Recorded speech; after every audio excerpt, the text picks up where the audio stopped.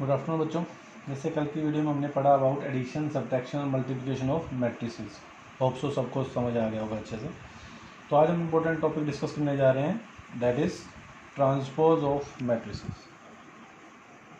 Transpose of matrices क्योंकि हमारे आगे के टॉपिक्स के लिए इसकी रिक्वायरमेंट रहेगी। What is transpose of matrices?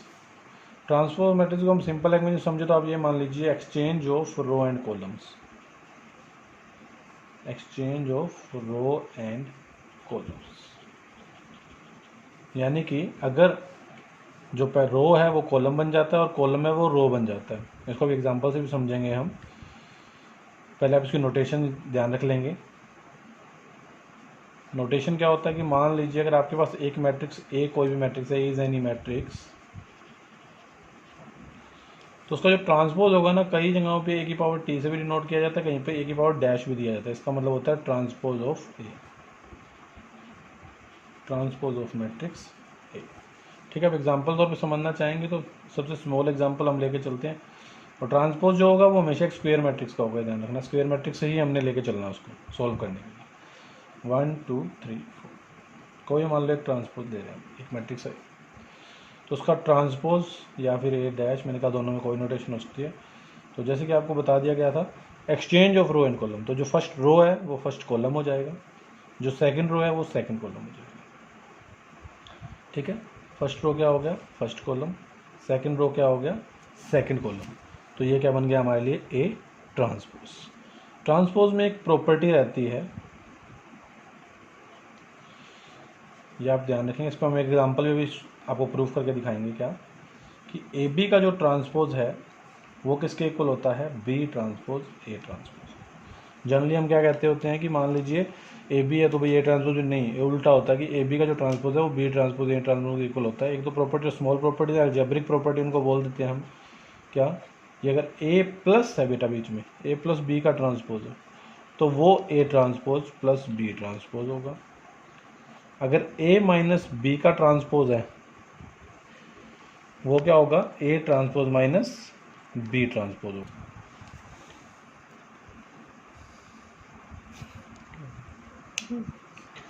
तो देखो तीन प्रॉपर्टीज हैं बेटा अपने पास। ए बी का transpose equal to B transpose A transpose, A plus B का transpose equal to A transpose plus B transpose, A minus B का transpose equal to A transpose minus B transpose. तो इसके ऊपर हम एक example दिखाएंगे पहली प्रॉपर्टी के लिए। पहले क्या कि ए अगर एक मैट्रिक्स है -2 4 5, जो कि इसका ऑर्डर आप देख सकते हैं 3 रोज 1 कॉलम 3/1। बी एक मैट्रिक्स है 1/3 की। आपको कहता है आपको वेरीफाई करना है कि ए बी का transpose B transpose A transpose equal होगा या नहीं होगा। तो पहले हम बात करते हैं लेफ्ट हैंड साइड में। तो लेफ्ट हैंड साइड क्या कहता है? ए बी का ट्रांसपोज। तो पहले ए बी फाइंड करते हैं। तो ए कितना है? -2 4 5, बी कितना है? 1 3 -6। इनकी प्रोडक्ट के लिए सबसे पहला रूल 3 1 1 3, तो इसके नंबर ऑफ कॉलम और इसके नंबर ऑफ रो सेम होने चाहिए। तो इसका मतलब प्रोडक्ट इज पॉसिबल है।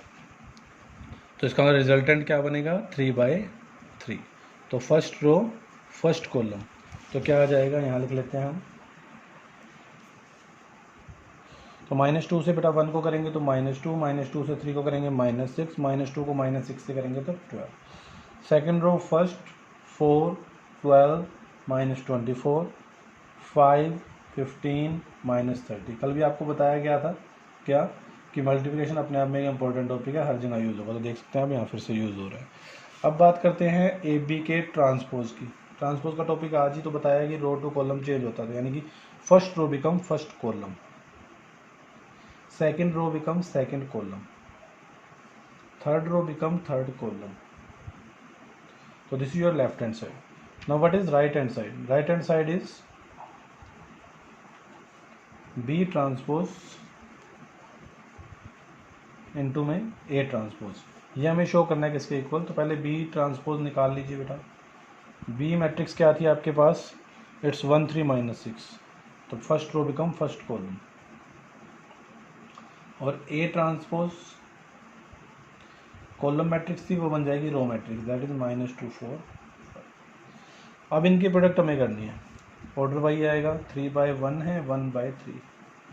ठीक है, अब कई बच्चे सोच रहे थे कि सर ए बी ट्रांसपोज है, वो ए ट्रांसपोज बी ट्रांसपोज क्यों नहीं हो सकता, क्योंकि देखो यहाँ पे अगर आप चेक भी करोगे ना, A transpose into B transpose product क्या आएगी, इसकी प्रोडक्ट इससे करोगे तो क्या बचेगा, सिर्फ 1/1 तो इसके इक्वल बिल्कुल भी नहीं आने वाला, क्योंकि ये खुद क्या है 3/3 है। तो इसका मतलब हमें क्या करना पड़ेगा, B transpose into A transpose ही करना पड़ेगा। तो बी क्या अपने पास 1 3 -6 multiply by A transpose 2 4 5। So क्या आ जाएगा बेटा, first row first column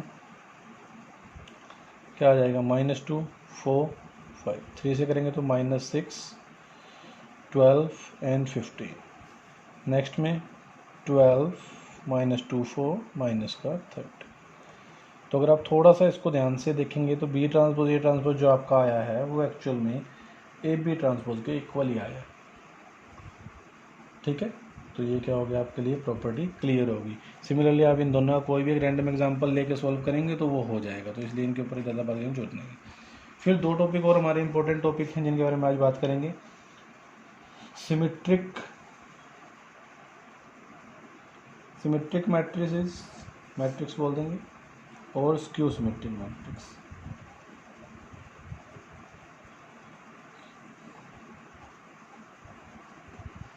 what is symmetric matrix, ज़्यादा डेफिनेशन में उलझने की फ़ायदा नहीं है, सिंपल लैंग्वेज में याद रख लीजिए, कोई भी मैट्रिक्स ए जो अपने ट्रांसपोज के इक्वल हो, यानी मैट्रिक्स का ट्रांसपोज करने पे भी कोई फ़र्क ना पड़े, ए और ए ट्रांसपोज बराबर रहे तो वो क्या माना जाएगा, सिमेट्रिक। अगर किसी मैट्रिक्स का ट्रांसपोज उसके नेगेटिव के इक्वल आ जाए, if A is any matrix और उसका ट्रांसपोज के नेगेटिव ए के इक्वल आ जाए तो वो क्या मानी जाएगी, स्क्यू सिमेट्रिक। सिमेट्रिक क्या हो गया, अगर जैसे हम एक एग्जांपल से डिस्कस कर लेते हैं, दोनों के लिए मैं एक एग्जांपल दे देता हूँ आपको समझाने के लिए, इसलिए पहले ट्रांसपोज आज समझा दिया ताकि अब सिमेट्रिक और स्क्यू सिमेट्रिक हमारे लिए ईजी हो जाएगा। तो जैसे कि सिमेट्रिक के लिए हम एक एग्जांपल पिक कर रहे हैं, दे सम मैट्रिक्स ए, ठीक है, वैल्यूज़ आपके पास क्या, √3 2 3 2 1.5 माइनस का 1 3 -1 1। मान लीजिए ये मैट्रिक्स है बेटा, इसका ट्रांसपोज करो, ट्रांसपोज क्या आएगा, first row become first column, second row become second column, third row become third column. तो अगर आप इसको मैच करके देख लीजिए, ईच एंड एवरी एलिमेंट की जो पोजीशन है वही है, कोई फर्क नहीं पड़ा, रो कॉलम एक्सचेंज करने। यहाँ से हम ये कह सकते हैं कि ए और ए ट्रांसपोज क्या है, बराबर है। तो अगर ए और ए ट्रांसपोज बराबर है, इसका मतलब ये जो हमारी ए मैट्रिक्स है वो क्या हो गई, सिमेट्रिक। ठीक है ना, ओके। अनदर एग्जांपल लेके देखते हैं हम स्क्यू सिमेट्रिक का। स्क्यू सिमेट्रिक है, मान लीजिए बी एक मैट्रिक्स ले लिया हमने, क्या, it's 0 E F -E 0 G -F -G and 0।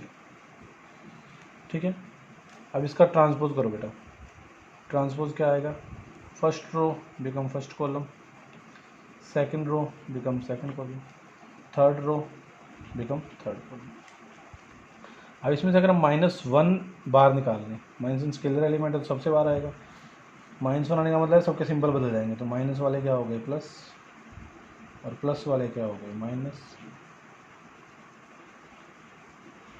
अगर थोड़ा सा ध्यान से देखोगे तो ये तुम्हारी बी मैट्रिक्स आ गई वापस, तो इसका मतलब माइनस ऑफ बी। तो आपने देखा कि अगर बी ट्रांसपोज को -b के इक्वल आ गया तो इसका मतलब क्या हो गया, यहाँ जो बी है वो आपकी क्या हो जाएगी, एक स्क्यू सिमेट्रिक। क्या हो जाएगी, स्क्यू सिमेट्रिक। तो ये था अपने पास सिमेट्रिक और स्क्यू सिमेट्रिक। और आज का जो लास्ट टॉपिक है जिसपे से क्वेश्चन कई बार एग्जाम में आ भी गया है, वो क्या है, show a matrix, show a matrix या एक्सप्रेस भी बोल देते हैं कई बार, शो अ मैट्रिक्स या फिर express a matrix as a sum of symmetric and skew symmetric matrix.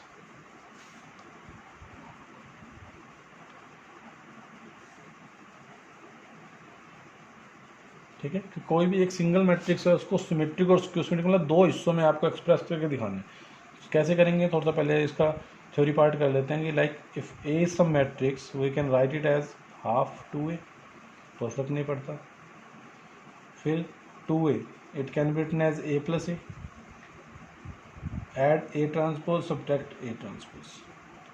ऐसा हम क्यों कर रहे हैं? इसके दो हिस्से बनाने के लिए, ताकि एक हिस्सा में हम सिमेट्रिक दिखा पाएँ, एक हिस्सा हम स्क्यू सिमेट्रिक दिखा पाएँ। तो आप देख सकते हैं इसके दो हिस्से मैंने कर दिए, हाफ को अंदर मल्टीप्लाई कर दो हिस्से, एक ये हिस्सा है और एक ये बेटा। तो क्या आ गया? Half of A plus transpose, half of A minus A transpose. तो हमने मैट्रिक्स ए को अभी तो दो हिस्सों में शो कर दिया। We express A as a sum of two matrix, but what is the question? कि express the matrix as a sum of symmetric and skew symmetric. तो हमारा टारगेट क्या रहेगा? ए को हमने दो मैट्रिक्स में कर तो लिया कन्वर्ट, अब इसमें हम ये शो कर देंगे इसमें जो एक पार्ट है वो सिमेट्रिक है और जो दूसरा पार्ट है वो क्या है? स्क्यू सिमेट्रिक है। ठीक है, अगर मान लीजिए इसको मैं P कह देता हूँ, इसको Q कह देता हूँ, तो A को हमने क्या कर दिया? P प्लस Q कह दिया, जहाँ पे वेयर हम क्या कहना चाहते हैं? P इज सिमेट्रिक, तो इसका मतलब P किसके इक्वल आना चाहिए? अपने ट्रांसपोज के। और हम कहते हैं Q इज स्क्यू सिमेट्रिक, तो इसका मतलब Q ट्रांसपोज किसके इक्वल आना चाहिए? माइनस Q के। तो हम इसको सिर्फ एक सिंगल एग्जाम्पल से सोल्व कर देंगे। ठीक है, कि इसके अंदर एग्जाम्पल लेंगे हम वैल्यू के लिए, दिखाने के लिए एग्जाम्पल कि इसके अंदर हम एक मैट्रिक्स को दो तरीकों से शो कर सकते हैं। तो उसके कोई भी एक रैंडम, मान लीजिए हमने एग्जाम्पल ले लिया ए मैट्रिक्स, क्या? 2 -2 -4 -1 3 4 एंड 1 -2 -3। एक कोई भी हमने रैंडम अपनी तरफ से मैट्रिक्स पिक कर लिया। अब हम क्या कहना चाहते हैं? इसको हम शो करना चाहते हैं। इसमें कहा गया हमें express this matrix as the sum of two matrix in which one is symmetric other is skew symmetric. तो क्या करेंगे बेटा? जैसे आपको भी बता दिया गया था उसी को, कि एज वी नो क्या, कि A is can be written as half of A plus A transpose plus half of A minus A transpose. ठीक है, अब इसको हमने शो करना है सिमेट्री, तो हम कंसीडर कर लेते हैं पहले P हमने क्या मान लिया? Half of A plus A transpose. ठीक है, तो पहले हम P को सोल्व करेंगे और Q को सोल्व करेंगे। तो इसके लिए सबसे पहले क्या रिक्वायरमेंट है? ए ट्रांसपोज की।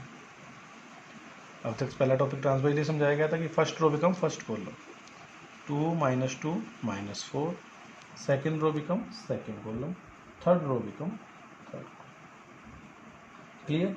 तो यहाँ पे हमने क्या फाइंड कर लिया?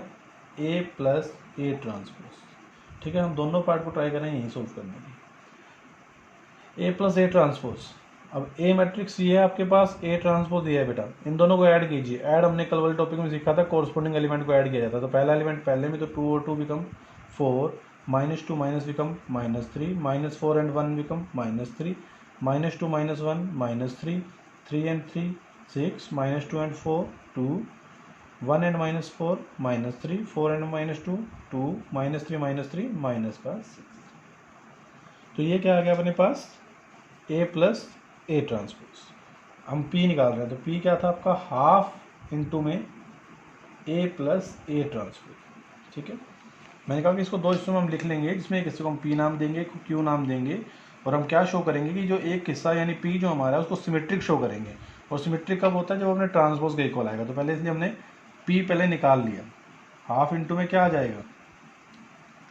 ए प्लस ए ट्रांसपोज क्या है? 4 -3 -3 -3 6 2 -3 2 -6। तो अगर आप देखेंगे यहाँ पे, आप क्लियरली देखिए कि जब P ट्रांसपोज आप करेंगे ना, वो बिल्कुल P के इक्वल आ रहा है, कि जो फर्स्ट रो है first column, second row second column, third row third column, बिल्कुल यही वापस आ रहा है। तो इसका मतलब अगर P ट्रांसपोज P के इक्वल आप शो कर रहे हैं, तो इसका मतलब यहाँ पे आप लिख रहे हैं क्लियरली क्या, कि P ट्रांसपोज P के इक्वल आ गया। इसका मतलब P क्या हो गया? P is symmetric, P is symmetric. ठीक है, अब हम बात करते हैं Q की। कंसीडर कर लेंगे फिर से, क्या Q आपने कंसीडर कर लिया बेटा? क्या कंसीडर? सेकंड पार्ट को Q कंसीडर कर लो, यानी कि हाफ इंटू में A माइनस ए ट्रांसपोज। ठीक है, तो A मैट्रिक्स क्या आती है अपने पास? यहाँ पे हम दोबारा लिख देते हैं आपके लिए, 2 -2 2 -1 1 -2 3 2, 2 -1 1 2 -3 2, sorry -2 3 -2 -2 3 -2 and last column is -4 4 -3। So A transpose क्या आ गया, ये सामने लिख लेते हैं, क्या आ जाएगा 2 - 2 - 4 -1 3 4 1 - 2 -3। तो बच्चे ए माइनस ए ट्रांसपोज निकाल लो, क्या आएगा फर्स्ट में से 2 - 2 0 -2 -1 -1 -4 एंड 1 माइनस का 5 -1 -2 प्लस का 1 3 - 3 0 4 -2 6 को जब सब्ट्रैक्ट कर रहे हैं, एडिशन सब्ट्रैक्शन समझा दिया गया था कल। 1 - 4 5 -2 -4 -6 -3 -3 तो बेटा क्यू क्या आ गया, हाफ ले लीजिए, क्या होता है A minus A transpose. So half into में क्या आ गया 0 -1 -5 1 0 6 5 -6। ठीक है, अब बात करते हैं क्यू के ट्रांसपोज की। क्यों? क्योंकि हमें शो करना है इसको स्क्यू सिमेट्री। तो क्यू ट्रांसपोज कितना आ जाएगा, first row become first column, second row become second column, third row become third column.